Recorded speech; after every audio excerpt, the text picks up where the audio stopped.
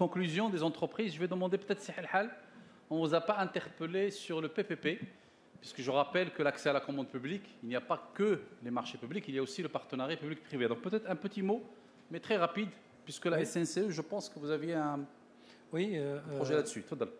La SNCE a deux projets de PPP au niveau de l'irrigation. Projet Azmour, il s'agit de le cofinancement, la conception, l'étude, la réalisation et l'exploitation sur une durée de 30 ans d'un système de distribution d'eau d'irrigation.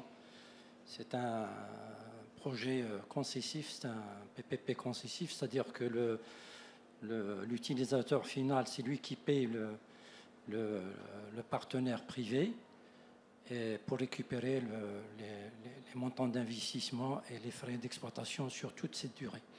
Nous avons aussi, ce projet-là est déjà réalisé en totalité. Il s'agit de réaliser une station de pompage de 1,3 m3 seconde avec une conduite de refoulement sur 1 km, un bassin de 50 000 m3 et puis un réseau de 170 km.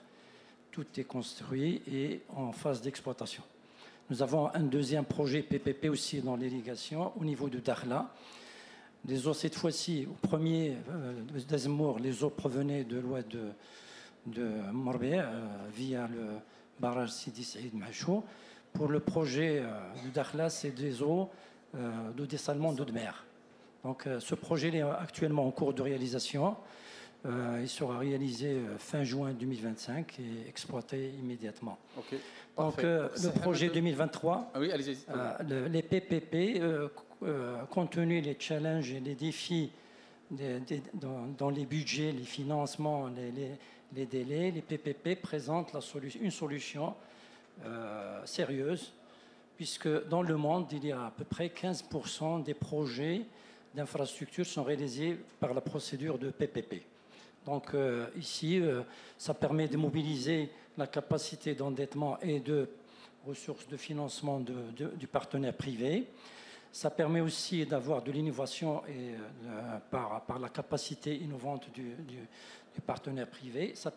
Et aussi, très important, ça permet de fixer le budget et les délais parce qu'il n'y a ni avenant ni révision de prix. Vous avez un budget qui sera définitif, ferme et précis. On réalise et vous avez des délais qui sont combinés avec, les délais d'exécution sont combinés avec les délais d'exploitation. On vous dit, vous avez un projet de 30 ans, y compris la construction. On vous donne un temps de la construction, par exemple pour Azmour c'était 3 ans.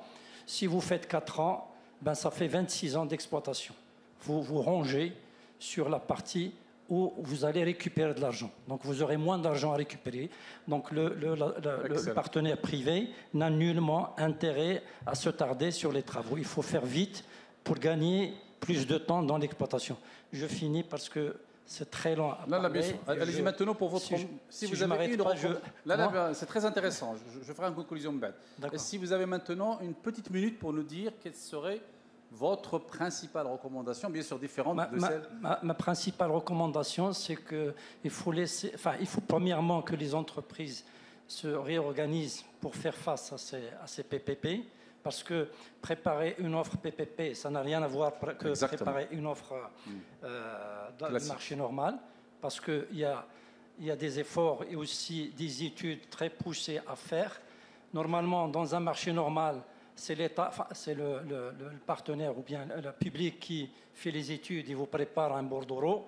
Dans le PPP, il n'y a qu'une préétude ou une étude de faisabilité très sommaire et que l'étude technique soit faite par le partenaire privé à sa charge et puis l'étude financière à sa charge et l'étude juridique parce que, comme vous avez dit, il y a un contrat qui sera discuté, donc il faut l'étudier et il faut l'étudier en détail parce que dans le détail c'est là où gît le diable, donc il faut acquérir les services des bureaux juridiques, donc d'une part, et deuxièmement il faut que l'État prévoie une part de ces projets parce que les délais sont courts et il y a une contrainte de financement et on peut bénéficier par ce moyen de moyens de financement et maîtriser les budgets et les délais. Ok, Voilà, parfait. Merci beaucoup, Salihad. C'est Mzkri, une petite minute sur une principale recommandation qui vous a été inspirée par tout le débat qu'on a eu jusqu'à maintenant, parce qu'on doit conclure dans quelques minutes. Très bien. Je voudrais juste rajouter, par rapport à tout ce qui a été dit, que le challenge qui nous attend pour 2030, il est énorme, il est important. Et je veux juste rebondir par rapport à ce qui a été dit dans la salle, c'est qu'on aura besoin de tout le monde, les grandes entreprises, les petites entreprises. Tout le monde doit être prêt pour ce challenge. Et en fait, la grande entreprise ne peut pas fonctionner sans les PME, ne peut pas fonctionner sans sous-traitance.